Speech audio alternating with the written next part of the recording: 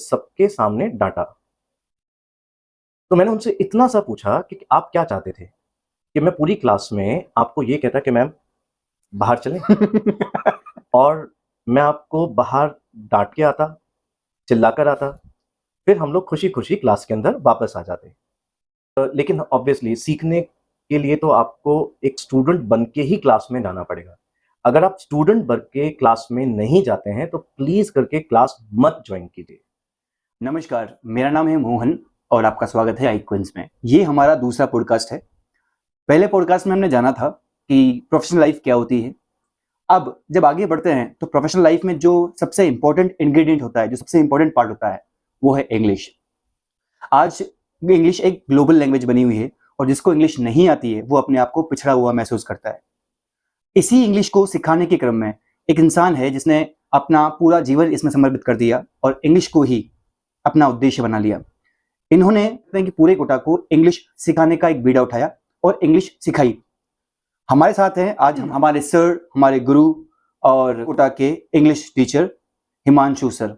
So let's welcome Himanshu sir. Sir once again welcome to my channel. Sir English ही क्यों चुना आपने sir? आपके पास बहुत सारे सब्जेक्ट्स थे पढ़ाने के लिए, why only English? See I am from commerce background. 12th में मैं 2 बच्चों को ट्यूशन्स देता था, तो आई स्टिल रिमेंबर कि उनको कॉमर्स के साथ-साथ इंग्लिश भी सीखनी थी। I started giving the classes for spoken English as well to them. उनको पसंद आया, उसके बाद 2 से 10 स्टूडेंट्स हुए, 10 के बाद फिर हज़ारों स्टूडेंट्स हो गए। तो आई started giving the classes. I chose this career because अच्छा था, पढ़ाने में मज़ा भी आता था, अच्छा भी लगता था। जब लोग सीख कर जाते थे and they used to give me respect, because English की वजह से बहुत से लोगों का करियर भी बनता है। इंग्लिश सिर्फ़ आपको लैंग्वेज बोलना नहीं सिखाती है, या लैंग्वेज नहीं है इंग्लिश।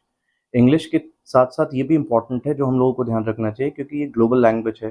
तो आपको बहुत सारी कंट्रीज़ में जाने के लिए या एमएनसीज़ में जाने के लिए बहुत सारी जॉब्स में आपको इंग्लिश लैंग्वेज की ज़रूरत पड़ती है। तो it is just a language which people must learn, and उसी तरीके से मैंने लोगों को सिखाना शुरू किया, and that's why I chose this career.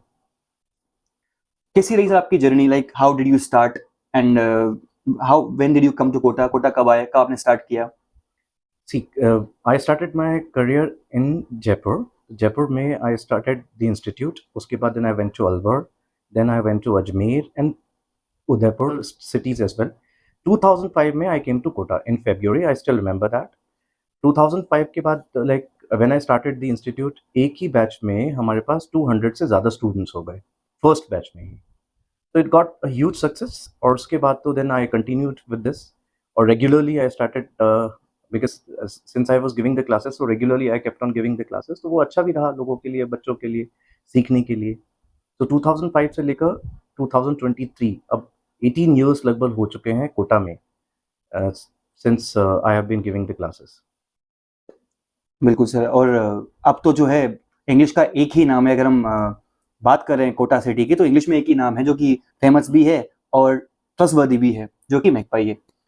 Sir आगे बढ़ते हैं और ये जानने की कोशिश करते हैं कि कैसे इंग्लिश हमारे लिए इम्पोर्टेंट फैक्टर है और इंग्लिश सीखना क्यों जरूरी है। कई लोग ऐसा होता है कि लोगों को ऐसा लगता है, अभी आई रिमेंबर दैट कि मैंने इंस्टाग्राम पर वीडियो अपलोड किया और उसमें एक कमेंट आया कि अपनी भाषा का आप सम्मान करें और हिंदी लैंग्वेज को भी ज़्यादा बोलें या सिखाएं। हम लोगों को ये समझना पड़ेगा कि English is just a language. It has got nothing to do with the British country.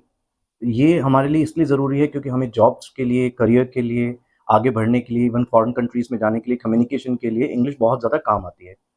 तो English is an important factor which we all should develop, इसलिए नहीं क्योंकि हम लोगों को सिर्फ लैंग्वेज सीखनी है, इसलिए ताकि हम लोग स्किल पैदा कर सकें। तो अगर हमारे पास लैंग्वेजेस थोड़ी-सी ज़्यादा होती हैं, वैसे भी शायद किसी ने यह कहा भी था कि अगर हम लोग एक से ज़्यादा भाषाएँ बोलते हैं, अगर ज़्यादा भाषाएँ बोलते हैं, तो हमारे माइंड का भी डेवलपमेंट होता है।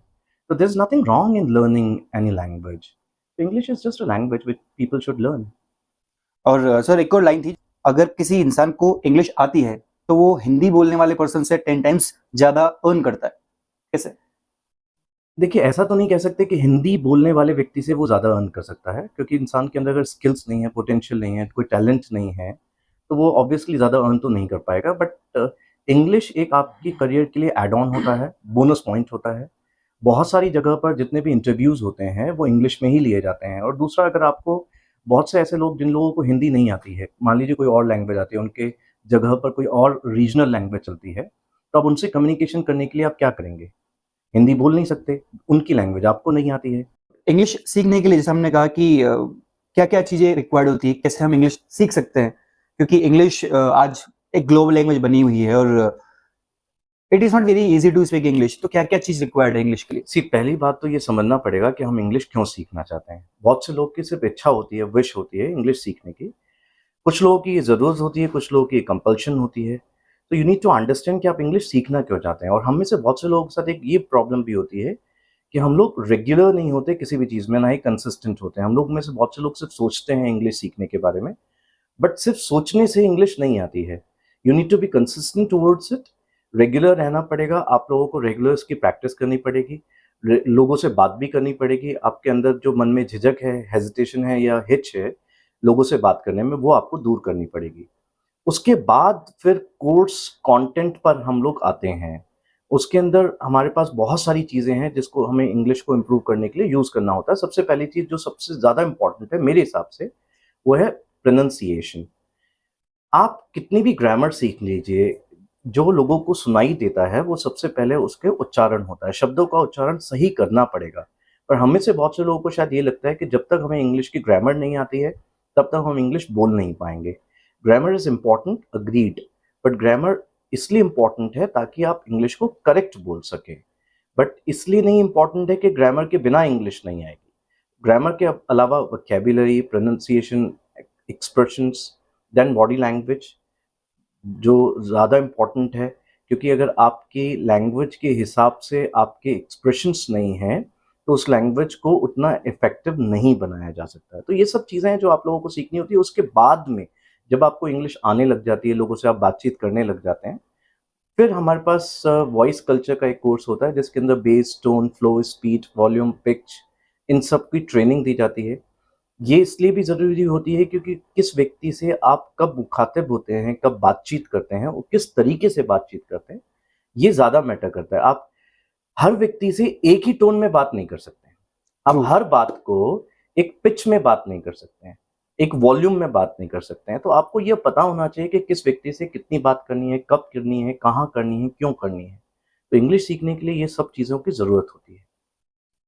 सर जैसा कि हम आपसे बात कर रहे हैं, आपने 2 या 3 बार एक वर्ड यूज़ किया, कम्युनिकेशन। क्या होता है कम्युनिकेशन और क्या-क्या चीज़ें होती है कम्युनिकेशन के अंडर? आप जिस बात को जिस तरीके से सामने वाले व्यक्ति को समझाना चाहते हैं, अगर वो बात उसी तरीके से सामने वाले व्यक्ति को समझ में आती है, वही कम्युनिकेशन होता है।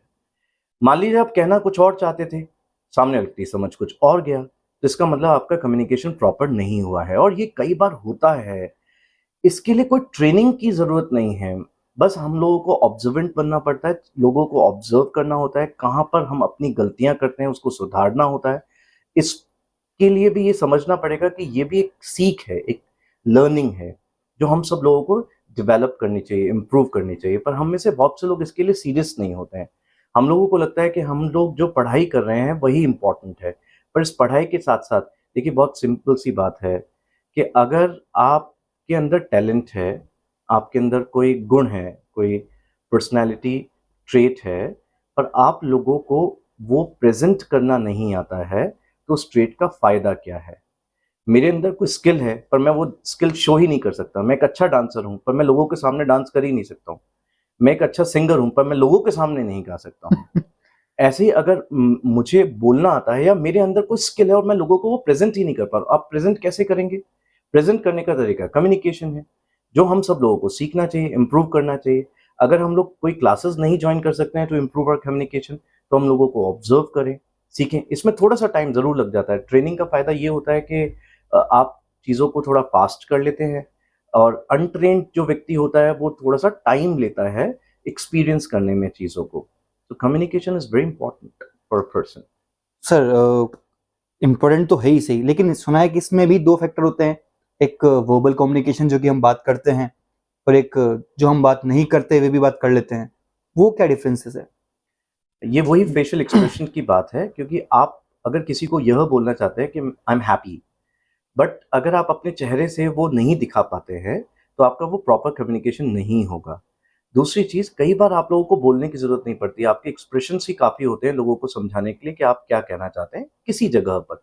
हर जगह पर ये नॉन वर्बल कम्युनिकेशन काम नहीं करता है, पर जैसे फ़ोन पर अगर आप किसी से बात कर रहे हैं, तो आप ऑब्वियसली आपको बोलना पड़ेगा क्योंकि सामने व्यक्ति आपको देख नहीं सकता। वीडियो कॉलिंग में हो सकता है लोग आपको देख पाएँ, बट जब आप ऑडियो कॉलिंग करते हैं, तो लोग हो सकता है आपको न देख पाएँ, तो आपको अपने वर्बल कम्युनिकेशन के साथ-साथ नॉन वर्बल कम्युनिकेशन पे भी ध्यान देना होता है। आपके फेशियल एक्सप्रेशंस, आपके हाव-भाव, आपके जेस्चर्स किस तरीके से हैं, आपकी लैंग्वेज के साथ हैं या नहीं हैं, वो कोरिलेट कर पाते हैं या नहीं कर पाते हैं, उस पर आपको वर्क करना होता है। मान लीजिए आप किसी को बताना चाहते हैं मैं गुस्सा हूँ, पर आपके चेहरे पे वो एक्सप्रेशंस ही नहीं है, तो लोगों को कैसे पता लगेगा कि आप गुस्सा हैं? आपके वर्ड्स से तो वो नहीं समझ सकते। तो वर्ड्स के साथ-साथ आपके एक्सप्रेशंस का होना भी बहुत ज़रूरी है। ट्रू। अच्छा सर, जैसे कि आपने कहा कि आपने काफ़ी पहले कोटा में आके स्टार्ट किया, ऑल अराउंड लाइक 2004 के आसपास आपने स्टार्ट किया। सर, क्या चैलेंजेस थे जो आपको इनिशियली आपने फेस किए? जब मैं कोटा में आया तो आई वाज़ अलोन। सो अकेले होने के साथ-साथ, because I was just 20 years old, I still remember. And बहुत से लोग, पहली बात तो ये मान ही नहीं पाते that I can teach English.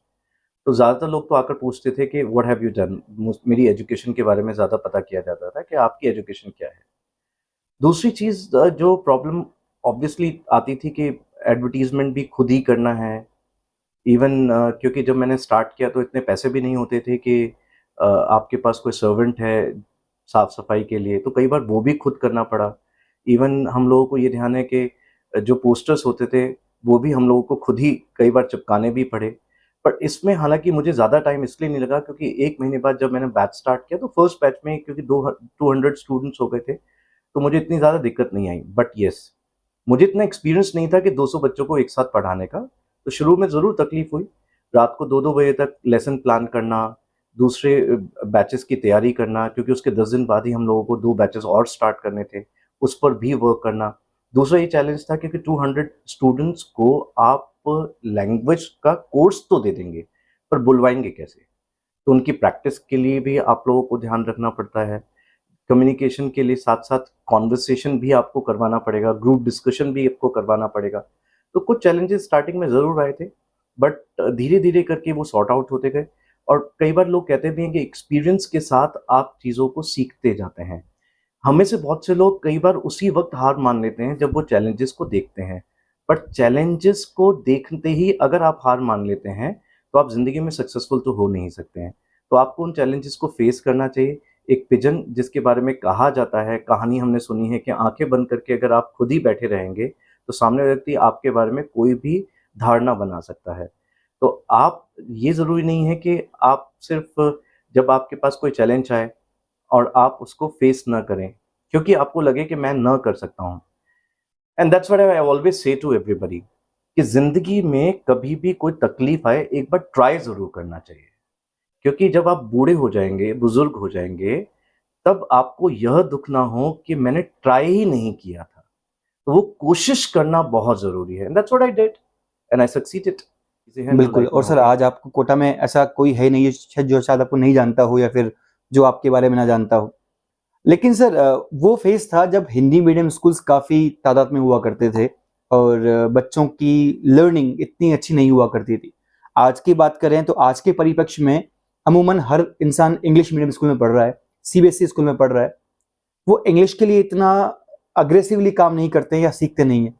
अभी क्या चैलेंजेस आप फेस कर रहे हैं कि अभी बच्चे कैसे गैदर करना है, कैसे एडमिशन होंगे, या फिर जो स्ट्रेंथ थी पहले बहुत ज़्यादा हुआ करती थी, उस स्ट्रेंथ को मेंटेन करना? बहुत सिंपल सी चीज़ है, everybody needs to be updated. अगर आप अपने आप को अपडेट नहीं कर सकते हैं, हम लोग जब स्टार्टिंग में पढ़ाते थे तो ओएचपी प्रोजेक्टर पे पढ़ाते थे, फिर डिजिटल प्रोजेक्टर आए, फिर टीवी आए, और अब आपको इन सब की भी ज़रूरत नहीं होती क्योंकि अब आपके पास वीडियो रिकॉर्डिंग है, ऑडियो रिकॉर्डिंग है। मैंने बीच में 2 बुक्स भी लिखी। आपको अपने आप को अपडेट तो करना ही पड़ेगा, किसी भी फ़ील्ड में। हम लोग अगर ये सोचे कि 2005 में मैं जो काम करता था, 2023 में भी वही काम करूँगा, तो मैं फिर काम नहीं कर सकता। So true. आपको अपने आप पर वर्क करना पड़ेगा, आपकी स्किल्स को इम्प्रूव करना पड़ेगा, आपको खुद भी क्लासेस लेनी पड़ेगी, खुद भी आपको लर्न करना पड़ेगा एंड इम्प्रूव करना पड़ेगा, और सबसे जो इम्पोर्टेंट पार्ट है वो है टेक्नोलॉजी। अगर आप अपनी किसी भी वर्क फील्ड में टेक्नोलॉजी को साथ में लेकर नहीं चलते हैं, तो अब तो आप काम नहीं कर सकते हैं। जैसे स्टार्टिंग में ऑर्कुट आया, बंद हो गया, फेसबुक एकदम से बहुत बूम पर गया, अब उसका इतना ज़्यादा काम नहीं होता है। फेसबुक के बाद फिर यूट्यूब आया, यूट्यूब के बाद अब इंस्टाग्राम ज़्यादा चल रहा है। तो आपको अपने आप पर अपडेट तो करना ही पड़ेगा। अब आप खुद सोचिए कि कितने सॉफ्टवेयर्स आते थे पहले और आज कितने सॉफ्टवेयर्स आते हैं। आपको ये पॉडकास्ट बनाने के लिए कितना स्ट्रगल करना पड़ता आज से 10 साल पहले, पर हम आज हमारे लिए बहुत ईज़ी है बनाना। एआई टूल्स हैं जिस पर आपको वर्क करना होता है। तो आप, क्योंकि अगर अपने आप को अपडेट नहीं करते हैं, तो आप कभी ऑब्वियसली कुछ कर भी नहीं सकते हैं। नहीं कर सकते हैं। पर एक जो इम्पोर्टेंट बात है, जो क्वेश्चन आपने पूछा कि इंग्लिश मीडियम स्कूल्स बहुत सारे हो चुके हैं, अग्रीड कि इंग्लिश मीडियम स्कूल्स इस वक्त बहुत ज़्यादा है। इंग्लिश लोगों को बोलना आता है, पर उसके बाद भी इंग्लिश को पॉलिश करना, फ्लुएंट बनना, आपको हो सकता है थोड़ी बहुत इंग्लिश आती हो, बट अगर आप फ्लुएंट नहीं हैं, वोकैबुलरी का सही इस्तेमाल नहीं करते, प्रोनाउंसिएशन को इम्प्रूव नहीं करते हैं, एक्सेंट को इम्प्रूव नहीं करते हैं, तो स्टार्टिंग में लोग सिर्फ वर्ड्स को और सेंटेंसेस को सीखने की कोशिश करते थे। अब हम लोग उनके एक्सेंट पर ज़्यादा काम करते हैं, उनके प्रोनाउंसिएशन पे ज़्यादा काम करते हैं, उनकी फ्लुएंसी पे ज़्यादा काम करते हैं। अगर इसके बाद भी अगर हमारे पास कोई चैलेंज आता है, तो उसको भी हम लोग इम्प्रूव करेंगे, ताकि और हम बेहतर सेवाएं लोगों को दे सकें। सर उसी कदम में, उसी लाइक वे में मैं एक और क्वेश्चन पूछना चाहूँगा। जैसे कि पहले जब 2005 या 6 की बात करें या 10 की बात करें, उस टाइम यूट्यूब इतना हाइप पर नहीं था, लोगों के पास इतना एक्सेस नहीं था। आज हर किसी के पास यूट्यूब बहुत ही ज़्यादा एक्सेस में है। वहाँ पर इंग्लिश के काफ़ी बड़े, काफ़ी अच्छे कोर्सेज भी हैं। तो वो फिर क्यों ऑफलाइन आकर पढ़ाई करते हैं? देखिए, ऑनलाइन इज़ गुड, ये हम सब लोगों ने कोरोना के टाइम पर समझा। कुछ लोग इसलिए यूट्यूब पर ज़्यादा इस वक्त फेमस हैं या बड़े बने, क्योंकि उन्होंने कोरोना के पीरियड को भुनाया। मतलब उन्होंने कोरोना के टाइम पर, क्योंकि लॉकडाउन के टाइम पर लोगों ने मोबाइल का इस्तेमाल बहुत ज़्यादा किया था, तो उन्होंने उसके ऊपर कंसिस्टेंटली काम किया, इसलिए वो आगे बढ़ गए। ऑनलाइन अच्छा है, उसमें कोई दो राय नहीं है, बट ऑनलाइन में एक प्रॉब्लम है कि आप इंटरेक्शन उतना प्रॉपर वे में नहीं कर सकते हैं। ऑफलाइन क्लासेस में आपको इंटरेक्शन की ज़्यादा सुविधाएं होती हैं। मैं भी ऑनलाइन क्लासेस लेता था कोरोना के टाइम पर, अभी भी मैं लेता हूँ, बट मैं ये जानता हूँ कि कॉन्वर्सेशन के टाइम पर एक तकलीफ होती थी कि आप डायरेक्ट लोगों से बातचीत नहीं कर सकते थे, जो ज़्यादा इम्पोर्टेंट है। क्योंकि अगर आपने किसी भी चीज़ को सीखा पर उसको आप इम्प्लीमेंट नहीं करते हैं, उसको एनफोर्स नहीं करते हैं लोगों के सामने बोलने के लिए, तो फिर आपको ये प्रॉब्लम तो आएगी ही। लैंग्वेज के साथ तो स्पेशली रिटन कोर्स होता, तो मेरे हिसाब से ऑनलाइन क्लासेस में कोई बुराई नहीं है। But when it comes to spoken part, तो आप लोगों को और ये हम लोगों को ये ध्यान रखना होता है कि conversation is very important, converse करना पड़ेगा, और उसके लिए आपको ऑफलाइन क्लासेस को तो ज्वाइन करना ही पड़ेगा। बट येस, अगर ऑनलाइन में ही अगर कोई चीज़ बेटर मिल रही है, कोई ऐसा प्लेटफॉर्म है जहाँ पर आप कन्वर्स भी कर सकते हैं। बट देखिए, हमारे साथ एक और प्रॉब्लम है, जब तक इंसान को पुश नहीं किया जाता ना, हम लोग करते भी नहीं हैं। तो प्रेशर। सामने वाले व्यक्ति को पुश करना पड़ता है टू लर्न समथिंग। ये तो हमारे हिंदी में भी है ना कि भय बिना प्रीत न होई गोसाई। तो भय के बिना प्रीत तो होती नहीं है। तो is it that kind of भय जो आप फिजिकल क्लास में देते हैं? ये भय की बात नहीं है, हम लोग भी ये सोचते हैं कि उन्होंने टाइम दिया है अपना, मनी भी दी है, तो टाइम और मनी देने के बाद भी अगर वो चीज़ इम्प्रूव नहीं कर पाते हैं, तो मुझे भी बुरा लगता है कि हमारे स्टूडेंट्स अगर नहीं सीख पाते हैं। मान लीजिए किसी ने 2 महीने का कोर्स किया, फीस भी दे दी, 2 महीने वो आ भी गए, और उसके बाद भी अगर वो इंग्लिश नहीं बोल पाते हैं, तो ये नहीं है कि सिर्फ नुकसान उनका है, नुकसान मेरा भी है। एज़ अ टीचर मुझे लगता है कि उनको इंग्लिश सीखनी चाहिए, इसलिए हम लोग थोड़ा-सा पुश करते हैं उनको। इस चीज़ को हम लोग सिखाने की कोशिश भी करते हैं कि आपने अगर इंग्लिश सीखने के लिए टाइम दिया है, पैसा दिया है, तो इस पर थोड़ी-सी मेहनत ज़्यादा करें। अगर हमें लगता है कि कोई स्टूडेंट ज़्यादा इस पर ध्यान नहीं दे रहा है, फ़ोकस्ड नहीं है, तो हम लोग उनको बार-बार कहते हैं, टोकते हैं। और भय की तो नहीं, बट ये ज़रूर है कि उनके लिए करियर को ये दिखाना कि करियर इम्पोर्टेंट है। इंग्लिश आज नहीं सीखेंगे, बाद में भी सीखनी पड़ेगी। तो इसलिए जब आपने टाइम दे ही रहे हैं, तो अच्छा कर लीजिए। बिल्कुल। सर एक जो आपकी कोचिंग में जनरली एक सिस्टम चलता हुआ आ रहा है काफ़ी लंबे टाइम से, आप एलएमसी देते हैं, लाइफ टाइम मेंबरशिप कार्ड। अगर मान लीजिए अगर मुझे एलएमसी मिलता है और मैं एलएमसी प्राप्त कर लूँगा, तो मुझे एक मन में फीलिंग आएगी कि मेरे पास LMC है, कभी सीखता रहूंगा, तो मैं इस चीज को सीरियसली कैसे लूंगा जब मेरे पास ये पॉइंट है? तो देखिए, ये फैसिलिटीज तो इसलिए स्टार्ट की गई थी लोगों के लिए क्योंकि कई बार हमने जैसे 2 महीने का कोर्स ज्वाइन किया, मान लीजिए 10 दिन के लिए आप किसी दिन किसी वेकेशन पे चले गए या आप बीमार पड़ गए और बीच में आप कोर्स कंटिन्यू नहीं कर पाए, तो बहुत से स्टूडेंट्स को ये लगता था कि उनका टाइम वेस्ट हो गया, उनकी मनी वेस्ट हो गई। तो ये फैसिलिटी इसलिए दी जाती थी। हालांकि कुछ लोग इसका नेगेटिव फायदा भी उठाते हैं, उन लोगों को ये लगता है कि हम बाद में कभी भी सीख सकते हैं। जो आप कह रहे हैं वो सही कह रहे हैं, बट ये भी इम्पोर्टेंट है लोगों को समझना कि LMC ज़रूरी है इसलिए ताकि अगर आपके पास मजबूरी हो, आप कोर्स को रेगुलर अटेंड नहीं कर पाते हैं, तो आप वापस आ सकते हैं। बट इसलिए नहीं कि आप ये सोच के बैठे कि कभी भी आ जाएँगे। हालाँकि ये फैसिलिटी तो है, पर एक बार कोर्स करने के बाद बहुत कम लोग होते हैं जब वापस आते हैं, क्योंकि समय नहीं हो पाता है बार-बार चीज़ों को सीखने के लिए, एक ही चीज़ को स्पेशली सीखने के लिए। तो इसलिए हम लोगों को यही कहते हैं कि जितना आप टाइम दे रहे हैं, उस पर थोड़ा-सा मेहनत ज़्यादा करें। LMC का फ़ायदा ज़रूर उठाएँ, लाइफ मेंबरशिप कार्ड का। आप आएँ बाद में, हमें कोई प्रॉब्लम नहीं है, बल्कि हमें अच्छा और लगता है, हम उनकी स्वागत ज़रूर करते हैं। हम लोग तो उनको उसी तरीके से ट्रेनिंग देते हैं, जिस तरीके से हम और स्टूडेंट्स बिगनर्स को को देते देते हैं। हैं। बट LMC का फ़ायदा सिर्फ़ इसलिए है कि मजबूरी है। बट अगर ये कोई सोच कर बैठे कि नहीं मैं 5 साल बाद आ जाऊँगा, 2 साल बाद आऊँगा, फिर बहुत कम लोग होते हैं जो वापस आते हैं। बिल्कुल बिल्कुल। सर, आपने काफी बच्चों को पढ़ाया है, कुछ बहुत अच्छी पोस्ट पे गए हैं, कुछ ने काफी अच्छा आगे अपने फ्यूचर में किया है। कोई ऐसे स्टूडेंट्स जो आपके फेवरेट रहे हो सिंस बिगिनिंग, अभी तक रहे हो? आप भी हैं। Thank you sir. बहुत सारे स्टूडेंट्स हैं जो बहुत फेवरेट रहे हैं। एक प्रदीप सुमन करके हैं, अ, आप हैं ही। बहुत सारे स्टूडेंट्स, इस वक्त तो मैं नाम नहीं ले पाऊंगा, बट बहुत सारे ऐसे लोग भी हैं जो बहुत अच्छी पोस्ट पर हैं।